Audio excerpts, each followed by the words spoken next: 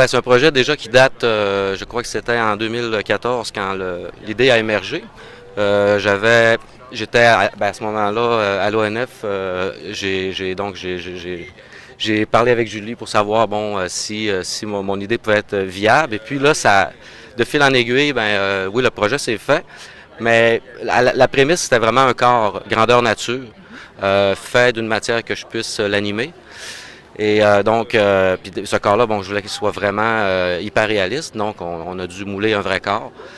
Et à partir de ce moule-là, donc c'est devenu un peu mon terrain de jeu ou mon champ de bataille pour être capable finalement pour exprimer finalement ce que je voyais à l'intérieur de cet être-là.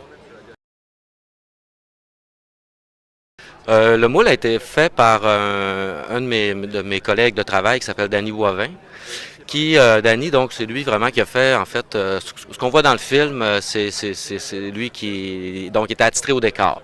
Alors oui, c'est un travail quand même, parce que c'est pas simple, hein? C'est tout, mais pas simple, de mouler un corps, un vrai corps. Alors, il faut trouver les techniques, les bons matériaux aussi. C'est pas tous les matériaux qu'on peut utiliser, évidemment, pour mouler un corps. Donc oui, il a fallu développer tout cet aspect-là.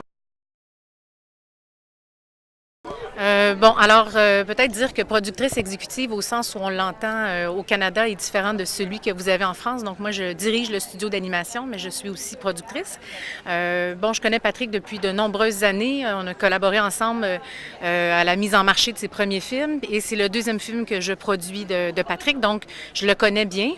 Après chaque film, on a toujours le désir de recollaborer. Il s'agit de trouver une nouvelle idée. Il y avait plusieurs pistes que Patrick a envisagées jusqu'au moment où on s'est un peu donné le défi de travailler cette fois sans avoir un scénario préétabli, préécrit. Donc Patrick, comme il vient de vous le dire, a toujours eu ce fantasme de travailler à partir d'une marionnette grandeur nature. Donc ça, on savait qu'on voulait faire ça. Et en fait, on s'est mutuellement lancé le défi que le film s'écrirait au moment de sa réalisation. Il y avait des images fortes très tôt, l'image de départ et l'image de fin, donc l'enclume qui est extraite du corps. Cette image-là existait dans les idées de Patrick très, très tôt. Mais ce qui allait se passer entre les deux, allait se découvrir au moment du tournage.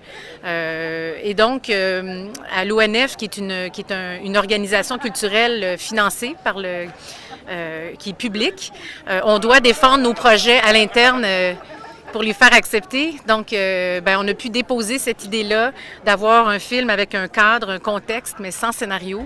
Et ça a été accepté. Ça a été accepté sur la base de l'expérience de Patrick, qui avait fait déjà 4 films avec nous, sachant qu'il était très expérimenté, qu'il avait toujours mené à terme ses projets, qu'il a un esprit créatif très fort. Donc, on était confiant qu'il arriverait à un résultat, ce qui s'est avéré finalement. Mais ça a demandé beaucoup de courage, je dirais, au réalisateur. La plus grande difficulté, c'est que on a 1 million de choses devant nous. En fait, toutes les possibilités sont là et il faut s'arrêter toujours sur la bonne idée, ou du moins celle qu'on pense que c'est parmi toutes les idées, que c'est celle-là que...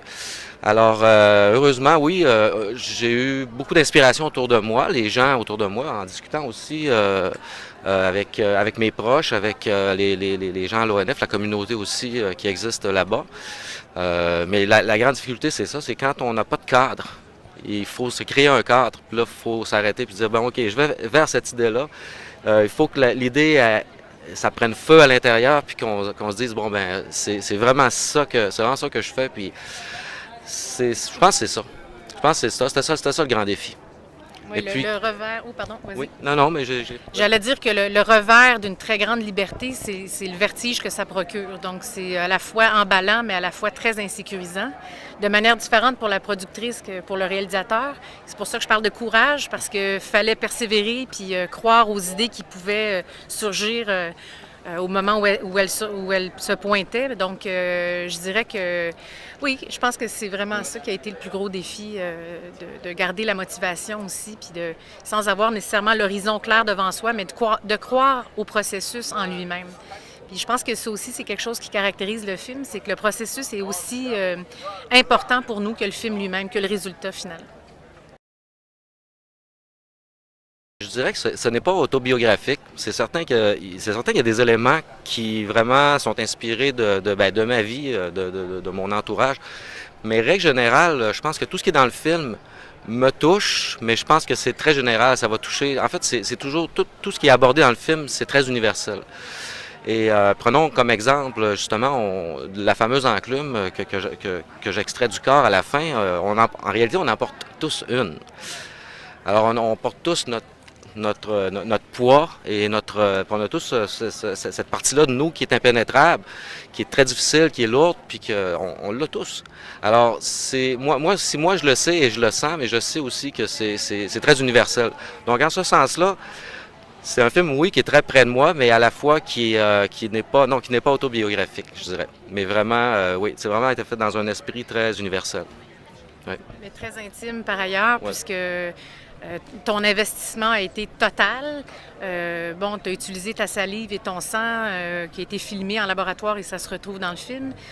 Patrick a fait la musique de son film aussi. Il figure sur l'affiche, donc c'est quand même extrêmement tout à fait lié à lui. Mais pour moi, ce film-là, c'est aussi une belle mise en abîme de l'animation. C'est le réalisateur, mais c'est un animateur qui veut donner vie à l'inanimé. Et pour moi, c'est une belle mise en abîme du travail de l'animation en général. Ben, absolument. Absolument.